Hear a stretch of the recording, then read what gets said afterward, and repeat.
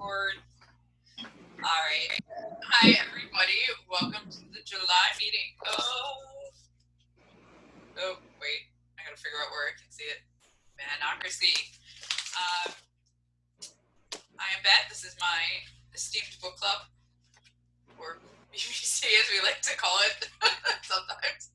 That's Business Book Club. I'm going to do a little round of intros. I know all of you. Most of you, I think, know each other, but maybe not every single one.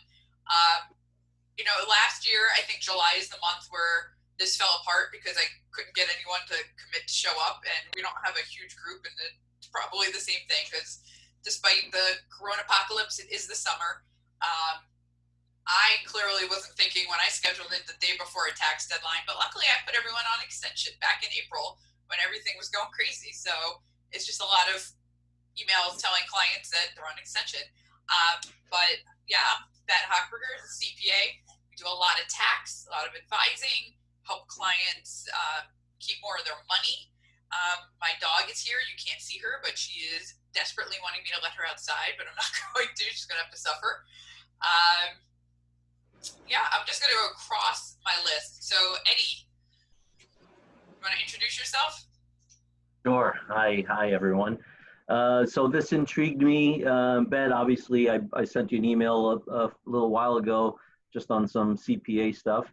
And then I heard about this. I'm sorry.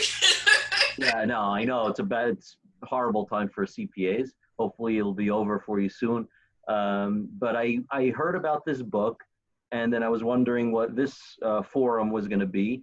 And I've actually been looking I do read business books, and I heard about that one. So I've not read that book, but I wanted to hear about it. And I want to see what this book club was all about. So that's why I'm here today. Fantastic. Yeah. All right, Shragi, the infamous. The infamous or infamous. Shragi Zifman. I'm a representative with Primerica, so I do investment insurance.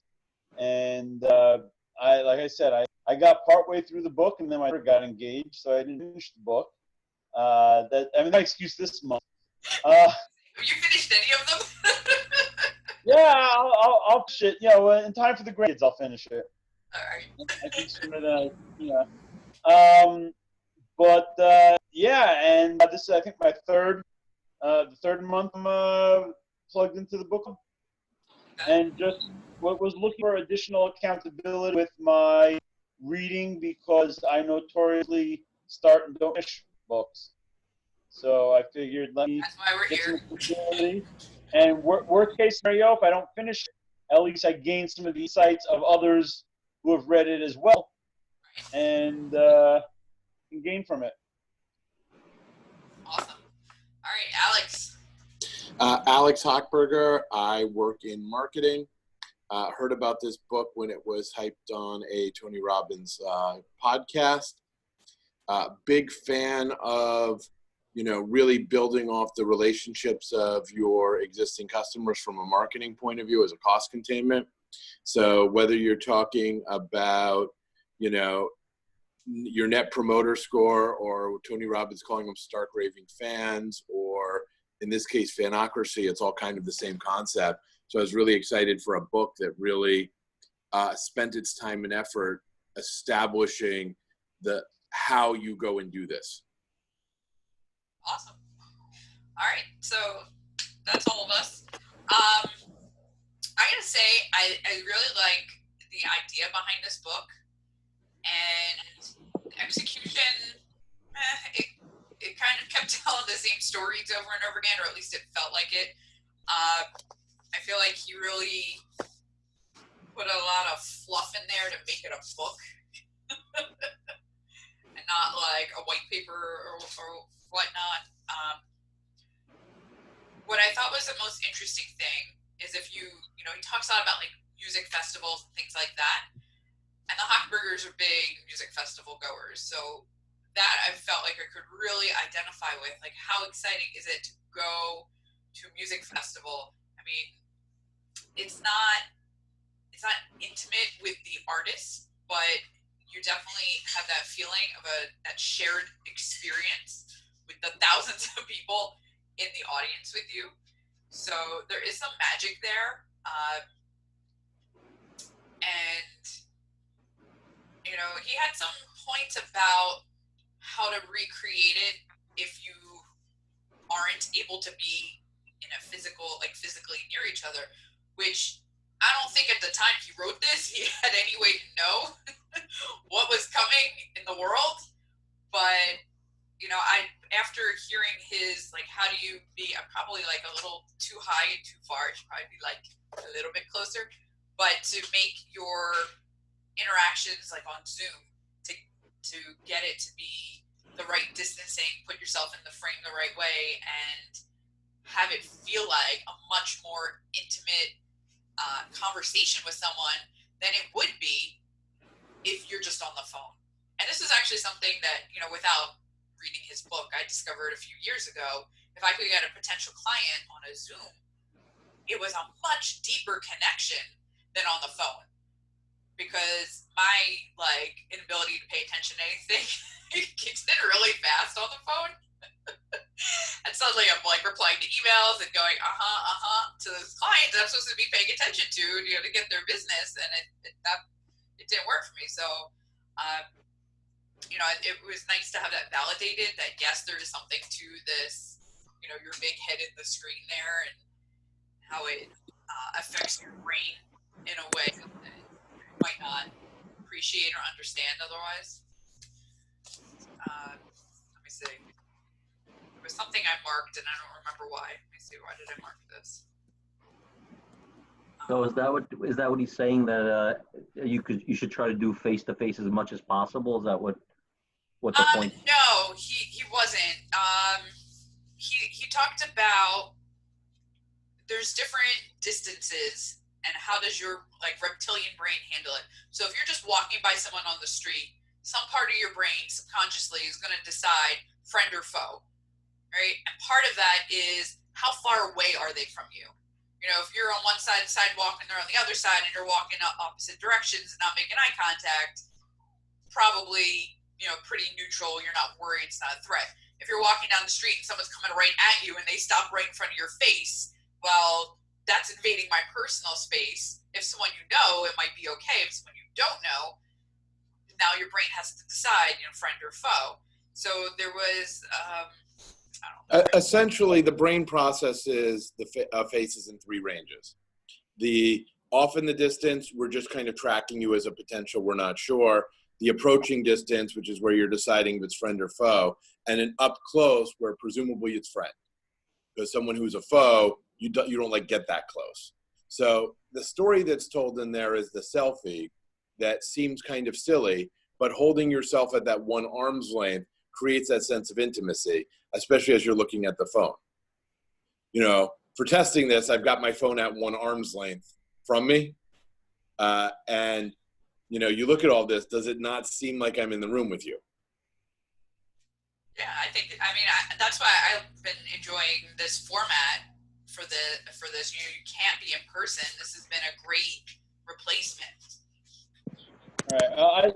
I mean, he also talks about, you know, the different distances being, and I don't remember the distance, but, you know, working from a person outward, there's intimate closeness, then the personal distance, then there's social distance, and then there's one more distance, I forget, which is basically distance, conceptually.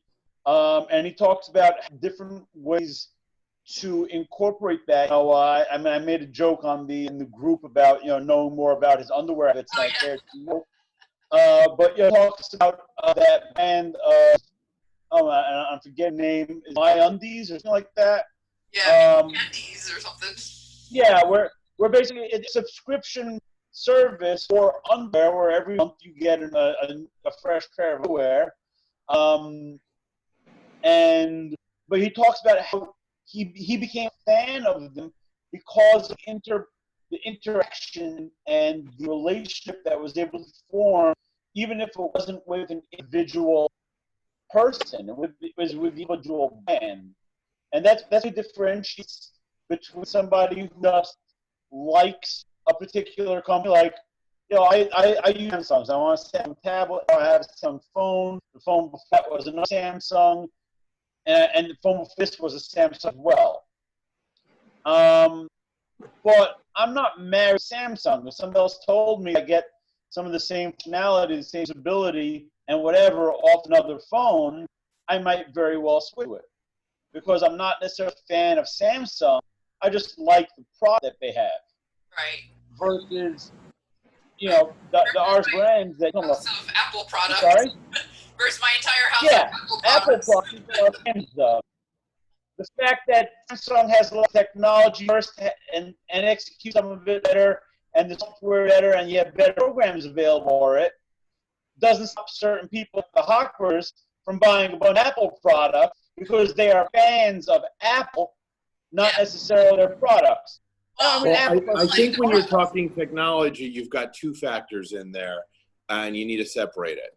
There's the network effect that suggests as more people are using the product, there's more value. That's that software side.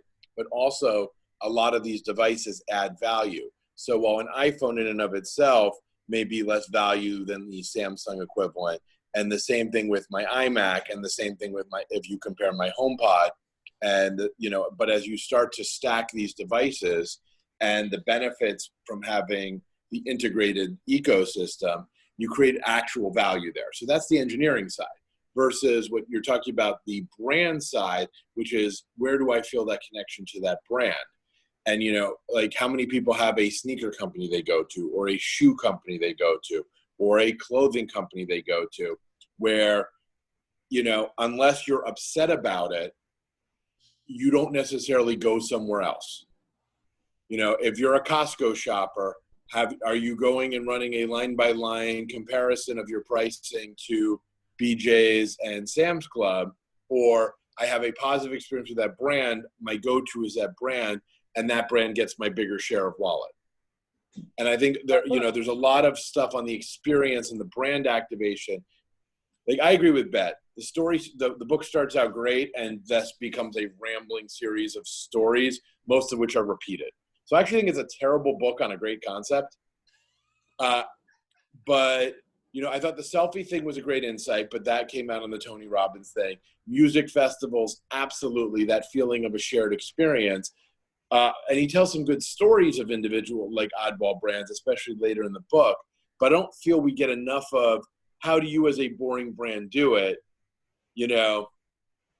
Hell, look at what's going on with Goya Foods right now, right? They're in the midst of an internet shitstorm, and what have they decided to do? They've maintained their brand integrity. They have gone over and over, getting their message about the Hispanic-owned business and what they do for the Hispanic community. And you've seen in their, both grassroots and AstroTurf support of it, boycotts to donate to food banks versus boycotts for political involvement. But you have seen Goya has maintained their own integrity through it. You've looked at Chick-fil-A has done the same thing. You've looked at Hobby Lobby has done it. You've looked at Nike. Whatever side they've taken, they have made their social justice side of their platform or their value side of it integral to their brand. And that's increased their sales within their target audience. But that goes more to the, and obviously tied together, but actually goes more towards the other book that we read, Start With Why. It's what this is talking about is not so much, it's more that you become a fan of brand. And one example that I got to, at least, where he talks about a boring subject was that insurance company that he talks about that went out and made fans in the first place. Honestly, that was the one reason I'm like, I need to read this. I also am in a boring industry. What does he have advice wise? Because who's a fan of their CPA? Medical software. Yeah. And medical marketing that I do. Yeah, boring industry. Yeah. How do you make it exciting? So it becomes, so it becomes, where you become a fan of the brand. I think with Goya, they're sticking their branding and they're sticking to to their story and stuff like that. But the people that are the boycotts aren't because they're like, oh my God, I love Goya, and I'm a super fan of the brand. I'm doing what I can to support them. More of it, I would say, is back against the other side politically, more than. I think the fact that Goya went and put a plan together or got done for them, that people that were fans of the president would transfer that into buying Goya products, is absolutely brilliant and exploiting. Was that a plan that put together, or? Okay, I wasn't aware of it, but again, doesn't mean anything. But that's still not making fans of themselves. That's just taking advantage of a situation to market stuff right now. And to market tomato. This might lead itself down the road to people becoming fans of it. You know, they're one of the only brands that has canned fries. Here's another way to look at it, right? If I'm buying canned products, right? Do I care which one it is? No, I usually look at the price, right? Price, maybe ingredients. What is special about Goya? I probably didn't know anything about them before this all happened. You know, Iberia versus them, who cares? What's, you know, at eye level on the shelf, and are the prices about the same? But now, if the prices are roughly the same, might I be more inclined, not because of the controversy, but learning about what they do as, like, good citizens to, you know, I was reading something about how they, like, do all these food drives and things like that. And I'm like, wow, that's really great. What a great brand. Maybe I go buy them instead because it became top of mind, whatever. Whereas before it was a commodity. I really didn't give a shit which one I bought. I just bought one. You're a better person than I am, Ben. Maybe. I would buy because of the controversy now. Like if I had my drug, I would maybe buy some Goya. And then you know, keep an eye out for anyone giving me dirty looks, because I would enjoy that. But yeah, otherwise, I mean, I'm buying Publix brand 9 times out of 10, you know, for like canned goods type stuff. I have never thought about my canned good brand until this, and like Bet, what they have established with what they do for the community and who they are in their story, they have now taken their brand story and gotten in front of people about canned beans. Right. I never knew that it's the story of the American dream of these immigrants that came from Spain and started their own company and made the American dream happen for them. And then it became public and all that. And I really would have never known unless this all happened. Now, I don't know if it was planned, because they also did the same with Obama.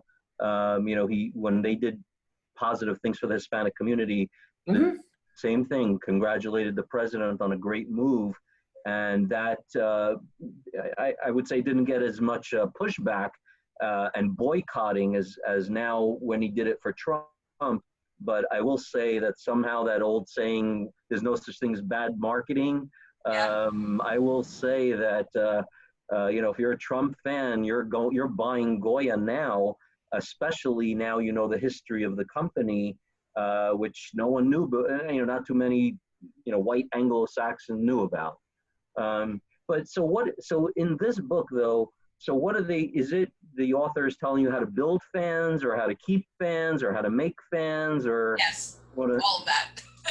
All that. Well, okay, so the thing that was interesting with the Boring Company and building fans was, it's a story about this company that does insurance. And I don't recall the details of if one of the owners was into classic cars or they just happened to sell insurance for it.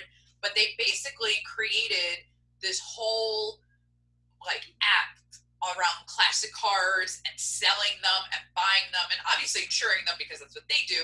But they followed like the events, like, oh, you know, Fort Lauderdale's having a classic car show, you know, here on our app, track all the sales of what's going on.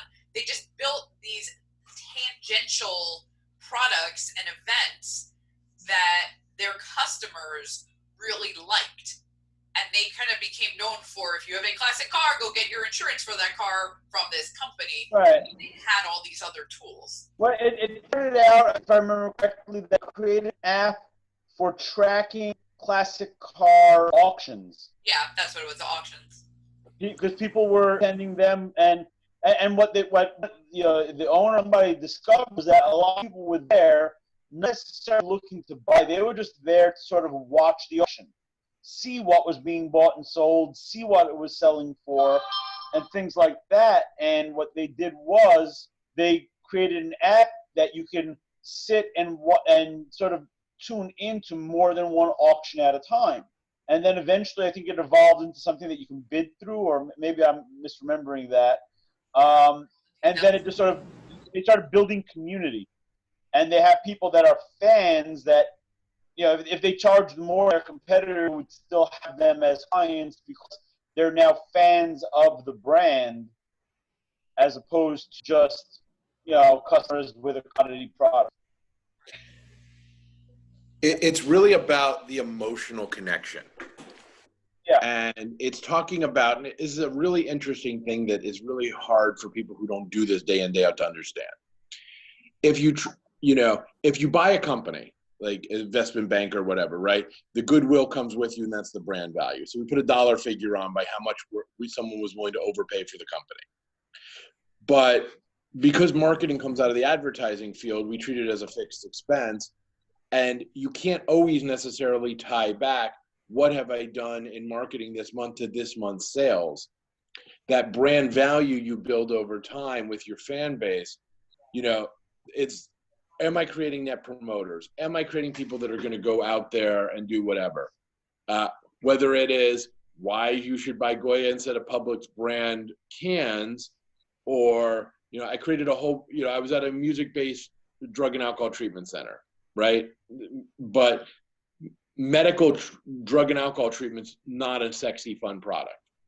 We went in and we started sponsoring music festivals and created an entire brand that we launched called I Party Sober that was around a lifestyle of going out. And it was subversive and edgy and all sorts of stuff. But people would come out and interact with our brand at live events. And no one called in and said, I've decided to get clean from heroin or alcohol this week because I saw you at a music festival. But you would see, as we were having brand activations, where the uptick was in that market. And you could start to see immediately where people came in. And over time, as we built out this brand, our readmission rate, because 60% of the people in the end, after they get clean, relapse, what percentage of those people come back to you versus someone else? And one of the things that's really powerful is because they're in our residential facility, our brand is in front of them every day they're there. And then when they leave, that same brand messaging is brought out. We started taking the Friday music program and streaming it on the internet. People are like, well, did anyone call in? It's like, no, nobody called in a tracking number on that. But that sort of meeting your fan base, reconnecting, that was critical towards people to get out and reach there. And you start to see, your referral, your repeat business, your share of wallet, all of these things track when you build dedicated fans. And what's interesting about it is most people think their company can't do it. Right? Someone passed an internet meme about every kid from the 90s having a Charlotte Hornets jacket, like a little while ago. And interesting, because I'm watching people who don't watch any sports talking about how they had it. It was just the color. But again, I love the colors. Guilty. Right. But what did they do to go and create a brand? The sports metaphor is great. Like, why is it a player you can hate when he's in Cleveland, but love when he comes to Miami, and then hate again when he leaves? Right? Like, it's that tribal connection to that team that is at the core of brand. And I mean, this is a very Boston book. Like, the Red Sox. So Boston. It's so Boston, because the Red Sox could, lose for 100 years and not lose their fan base. That, right? Brookline Booksmith. I was like, oh, I never went there when we lived there. But they're talking about, Coolidge Quarter, and I'm like, there I went. Yeah, it was a little nostalgic. Yeah, I know. Right. Man, I'm not how I felt about all that Boston stuff, but yeah. Right, but for those of us that spent a few years in Boston, that was a very strong fan connection that really, again, it's that tribal in or out. Yeah. Yeah, it really is. Goya is I graduated Boston University, by the way. What a small world. Hey! My fraternity house was in the middle of BU's campus on Bay State Road. Nice. So, But yeah, and that's really like it's a lot of fun anecdotes. I don't think it's a terribly well-written book, but I think if you're not having spent a lot of time thinking about who as a brand, how do you communicate, what are your values, you know, Bet, you're a CPA. People go to you for taxes, right?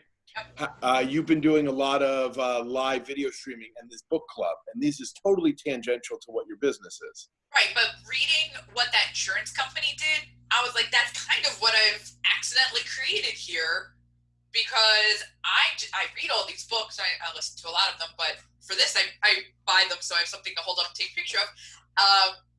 But, you know, if somebody had a question about some other aspect of business, would they think to talk to me? What? I got to go. Oh, okay. Bye, Alex. I'm the whole book. Yeah, so You do taxes? yeah, I do taxes, but part of what I've been trying to grow my business is more consultative, like cash flow and planning and things like that. I don't think anyone's necessarily ever thought of me for those, even though I'm like screaming and yelling about it all the time. But once I have this business book club going, people are like, oh, look, she knows about other stuff because she reads the books. And here's other people. So now I'm like looking at this group with like 180 people in about 2 months. I have a colleague who, she's up in Connecticut. She's got a very tight niche, right? She does accounting for bridal stores that use a specific software, right? Hard to get more zeroed in than that. And I'm in her group because I help some of her clients with taxes. And I think she's got like not even 400 people in her group. And it took her a long time to get to that penetration. And it's much more active than my book club is. But I was like, wow, in a short amount of time, I got almost 200 people. It has nothing to do with accounting, nothing to do with taxes. Because I would see like, oh, create a group. I'm like, who the hell is going to create a group about taxes? Like the nerdiest of nerds, the only people who are going to want to be in a group about taxes. I don't even want to be in a group about taxes. I would say somehow I would end up in that group too. You would. But like I probably would too. That's like, exciting to me. But, yeah. No, but you know what? Alex said something that I think he was right on about the emotional connection, and you see it happening right now with the Gap and Kanye. There was an analyst, our analyst, recently said. Kanye 2020. Yeah, but I mean, 90% of what they sell at the Gap you could find anywhere. And like, for example, they sell a plain black Gap T-shirt for $29.99, which you could find, you know, you could buy a Hanes black T-shirt for $3.99. Why would you pay $20? It doesn't even say the Gap on it, by the way. Oh, so really? Why would you pay? Yeah, why would you pay $29.99? And that's where Kanye comes in and hopefully makes it cool again. For kids. And same thing with even, I would love to hear about the insurance example you gave, because I don't know what happened there. But no, I see that in accounting all the time, where I've got a Russian CPA that I use for Russian clients, but he's he's a jerk, to be honest with you. He's nasty. He's nasty in emails to me, and I'm the one referring business to him, and he's nasty. But the Russian clients love him because for some reason they love to be spoken to like Vladimir Putin speaks to his people. But you see, that's someone that I don't enjoy giving business to, except the fact that he speaks Russian. So I'm Russian, and I've got some Russian clients that he can help. But I'm afraid to send people to him. There's something about the common language when you're not in your country. Because right. I hired somebody, I've hired many people this year, but this one who's working with me right now speaks Spanish, right? And I have foreign clients, like I know like this much Spanish, not enough to have a conversation, certainly not enough to have a business conversation. And we had to get on a Zoom where one of the clients is from Spain, right? I'm not using Spanish inappropriately here. He's literally from Spain. And because my manager has the background that he speaks Spanish, they were able to converse. And instantly it was like a bond, like out of nowhere, instead of like me where I'm like, I don't really speak Spanish. You know, so even though you might not appreciate his tone and his approach, the clients are probably very comfortable because he's literally speaking their language. Yeah, I have an attorney who told me that be able to refer more business to me if I spoke Spanish, because even though the clients speak English, they love it. They just want somebody that also speaks Spanish. This is why I'm trying to build my Spanish team, but that's the whole story. Right. I mean, I've kind of fallen into some of it with the foreign clients, so I'm thrilled to have somebody who can actually talk to people, because mi español es muy malo, because I only took a couple of years in high school. That's, about all I can say. Before we beat this to death here, I want to say the other thing that I really loved, and Eddie, you don't know this, but Alex, Shragi, and myself are all in a stage combat group where we sword fight and we do like Renaissance. I know that about you. I know that about you and Alex. I didn't know that about Shragi, but I didn't know that about you. That's how I know them. Nice. Okay. So something that I thought was really interesting in this book is he talks about immersive experiences. And Shragi, I don't know if you read it, but there is this, I don't know where it is in the book. He talks about a magician that has audience members get look over his shoulder and breathing down his neck while he's doing magic, which I did not get to that one. That would blow me away. But they talk about, I should have marked it in here. They talk about this theater experience in New York City, which if I ever go to New York City again and they ever reopen anything up there, I'm dying to go to. But they took over this building and they call it the something or other hotel, and they run an interactive Macbeth performance where the entire building is interactive, right? You have to wear a mask because there's three types of people. There's cast that aren't wearing masks. There's the patrons, I guess. They're not really, sitting there watching. You're literally running around the building. They have white masks, and then the staff and tech crew wears black masks. And they run through all of Macbeth 3 times. But they said you can go into a study and you can touch stuff on the desk and you can, look through books. And, you might see somebody who's an actor and they're literally running around, and you can follow them and you have to figure out who they are in the play. And it culminates at the end, all in one room. And then they run it again 3 times, which is nuts. But you can follow different people. Every time you're going to have a completely different experience because, maybe you end up in the garden. Maybe you end up, I don't know. They said there's an insane asylum in there or something. There's all kinds of crazy things that go on. And all these actors moving about and other patrons. I need information about this. You what? I need to know about this. It's called I do go to New York more often than you do. It's called Sleep No More. Sleep No More. Sleep No More. Yeah, it's... Sorry, I'm going to ignore you for a minute as I look this on my phone. Page 79 in the book, Sleep No More, where they talk about it. But the thing to me, this was great because this is an idea we're working on in the Royal Chessman, which is its own thing. But it got me thinking, how do I make people's experience working with me more interactive?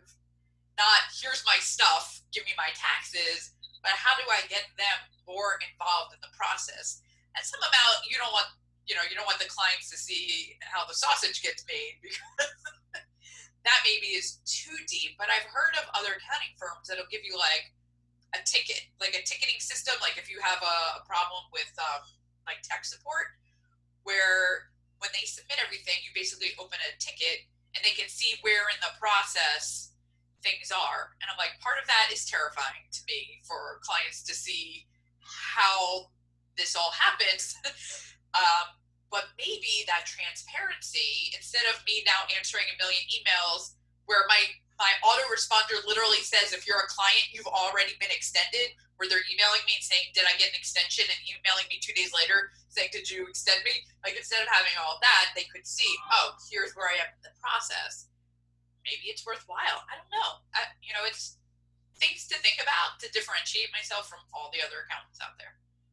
Well, I sent you an email on, 2 days or so before tax deadline, and the response comes back, I am out scouting. Yeah. Well, that was Still have that up. No, you still have that up. I sent you something this week, and I got that back. It's yesterday, Monday? Yeah. It's today, Tuesday? What day is it? Today is Tuesday. Oh, yes. Yesterday, yeah. So I must have sent it either yesterday morning or Sunday. And but yeah, that makes you stand out. Trust me. The scouting? Oh, yes. You should see the very The fact that then you got an email 3 days before tax deadlines that say, "Don't worry, you're ended. I'm out."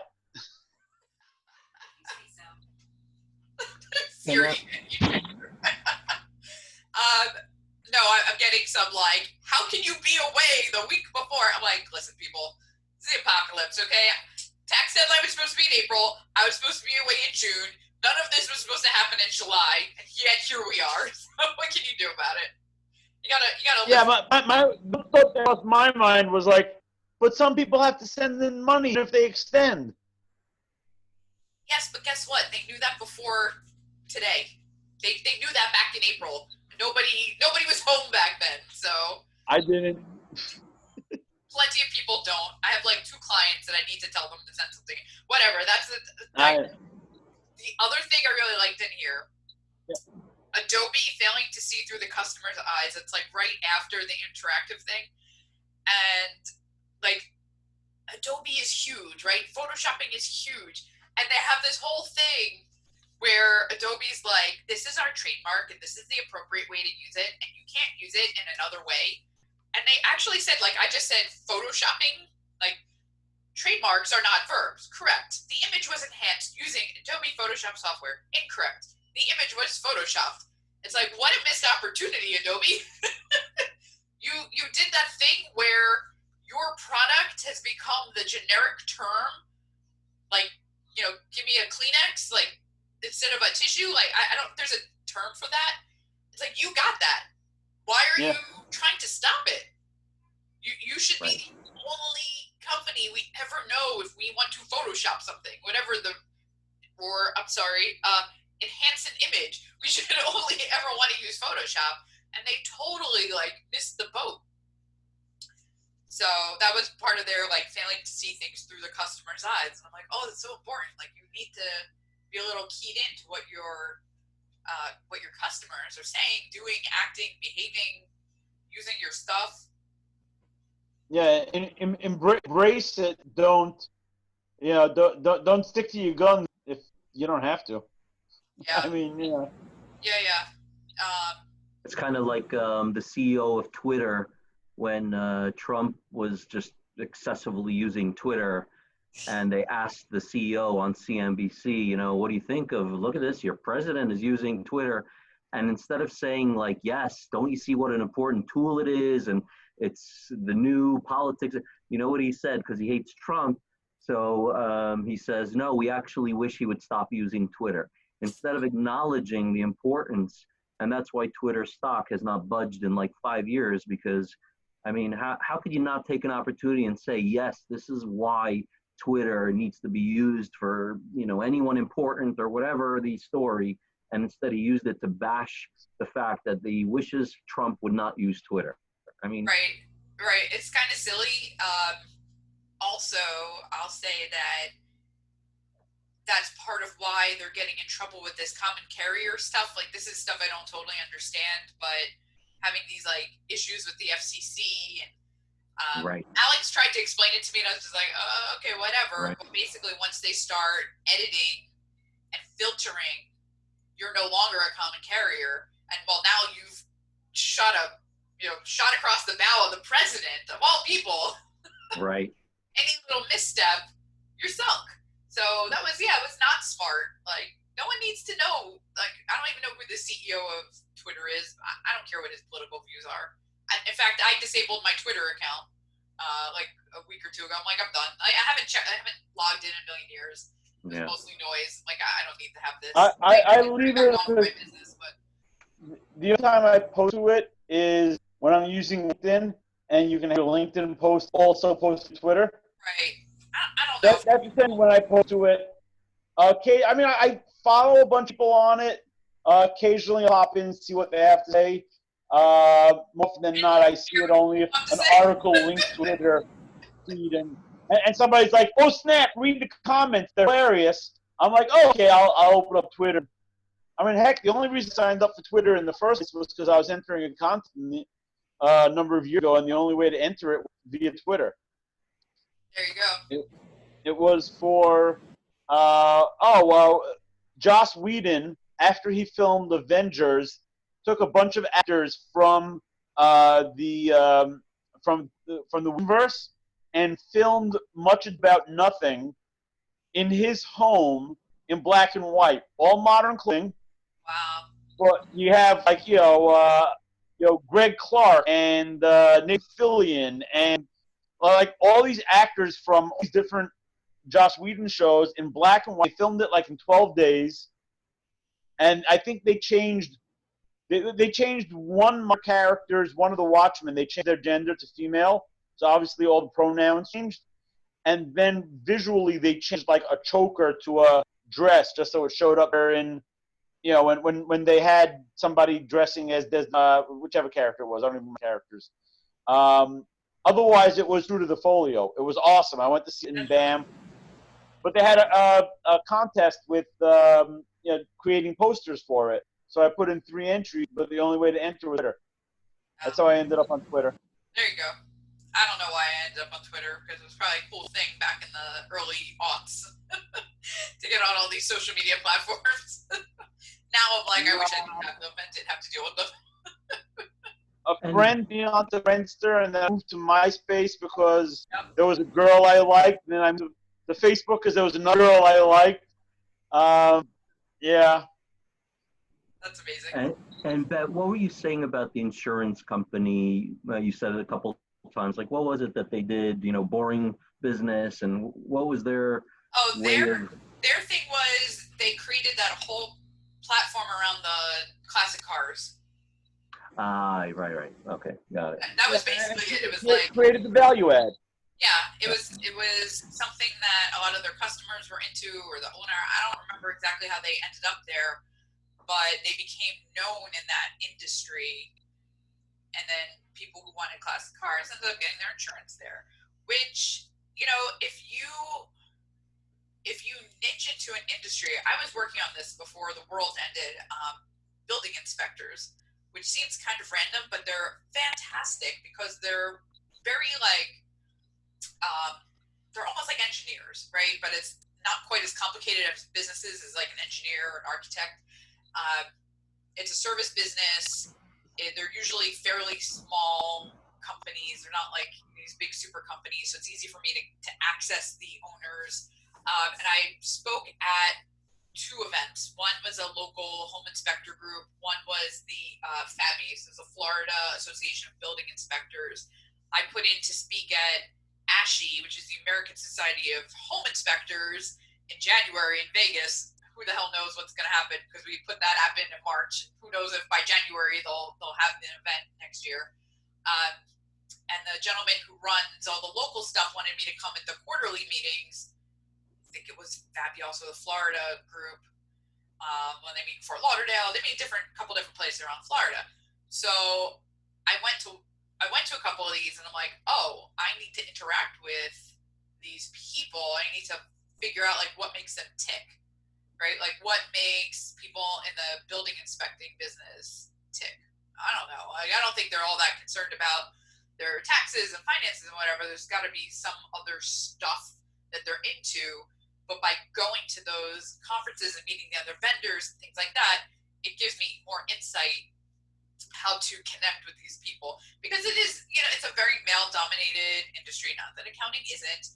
I haven't really dealt with any overt sexism that I know of, but sometimes you don't know what you don't know. Like, does somebody not come to me because I'm female? I don't know, maybe, but they didn't come to me, so I don't know how to figure that out.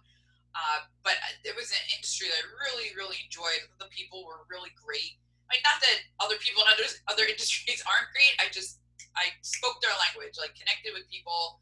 I forgot my point, but No, the way you connected, right? The way, and I agree. I mean, I think one of the best seminars, in Well, other it was words, the niching. It was the yeah, niching. right, Like they found a right, niche of people they really connected with. I'm like, all right, I really like this industry. So it was the same idea, but I didn't figure out like to the extent that that company did. right. I hadn't been at it Um, that long though. It's only been like it was a few months back in January, and it kind of fell apart. So we'll see what happens. no, I agree with you because one of the if I did a seminar on financial advice, nobody would come. I mean, that's just Right. boring. But one of the best seminar, when I say best, I mean most successful for me. I walked out with like 4 clients. It was a guest speaker from the Israeli army happened to be here.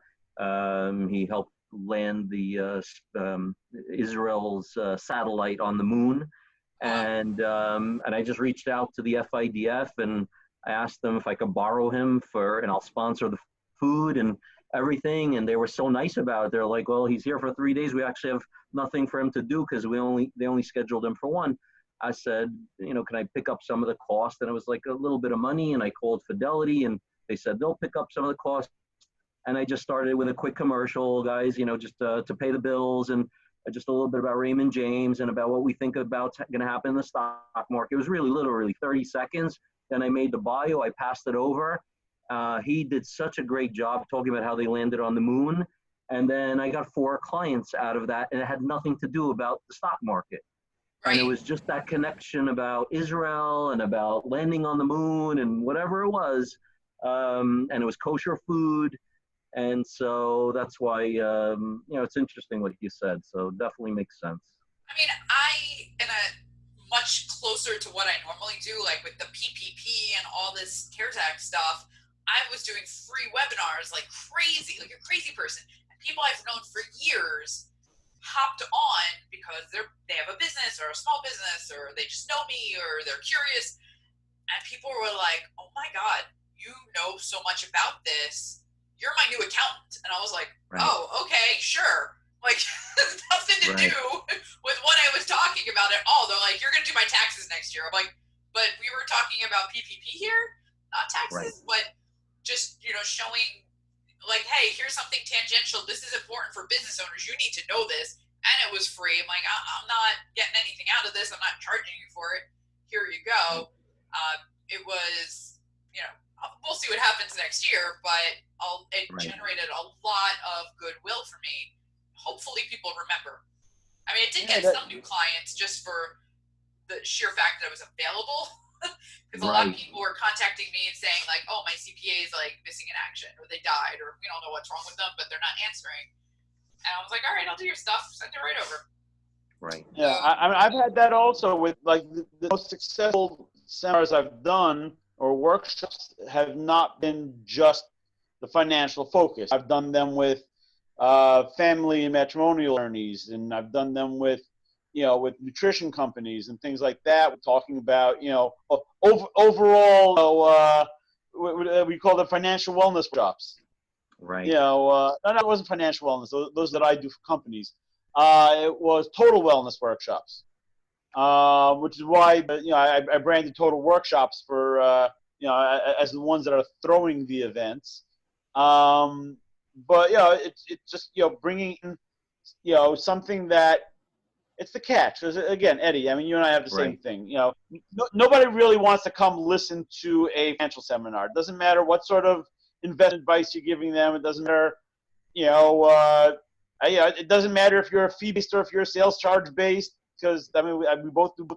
So it's a matter of something that interests them.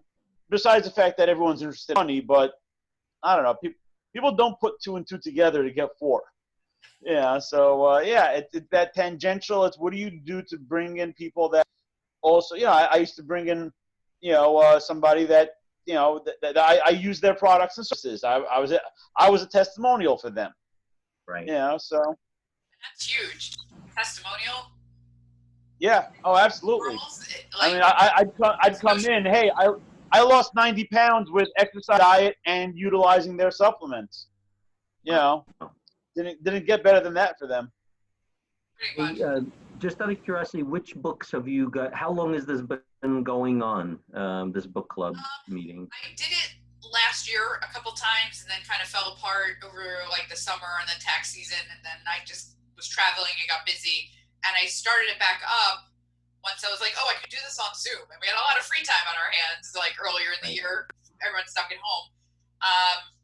We have covered this year. We did Good to Great, Start with Why. So I read both of those, and I missed those, but all right, fine. Well, luckily for you, the videos are on YouTube, or if you want to listen to it, I have the audio stripped down, and it's on my podcast. I just wanted to comment one thing, because we're kind of out of the hour here. I think it was Start with Why was last month. We were talking about Nike, and was their controversy worth it or not? And he talks about it in this book, right? And they were like, what was his comment on this? The takeaway: your ideal brand ambassador has an authentic relationship with your company and is a true fan of the product. That doesn't seem real helpful. I don't know. He like stuck this in here. It has nothing to do with the section. It was about influencer marketing, right? And they were saying that you can also go sour if you have an influencer that maybe doesn't do what you want them to do. And this was what Nike. They started the Just Do It campaign with Kaepernick in 2018, and then back in 2016, he didn't stand at the anthem, and it was like a whole thing, right? And after he did his 2016 action, his shirt became the top seller on the NFL website. Okay, but at the same time, people were also screaming, yelling to social media that like this sucks, and that we don't like this. When Nike announced a relationship with him, the hashtag Nike boycott began trending. So you have to decide if that type of inflammatory marketing is what you want to do. I just thought it was neat because we talked about that with Start With Why. Like, I don't remember. I think it was my client Ajban brought it up, and here it is popping up in this other book about is it good or bad? And there's really like inconclusive. They just say like, we suggest companies be careful about wading in with. Well, I think in both cases, the message is that you need to stick to your core belief with it, because that's the belief of your fans. Yeah. So, if Nike decided, all right, they are going all in with the kneeling and all that, and for better or for worse. Yeah.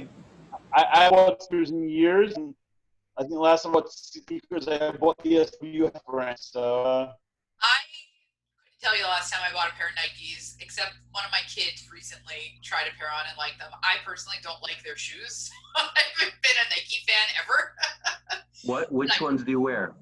New Balance. That's my favorite. Which was a pair of, I think. When I lived in Boston, and the factory was right there in Watertown. We could buy the factory store, but they're still my favorite. The trail running shoes are the ones. They're really like sturdy and hard.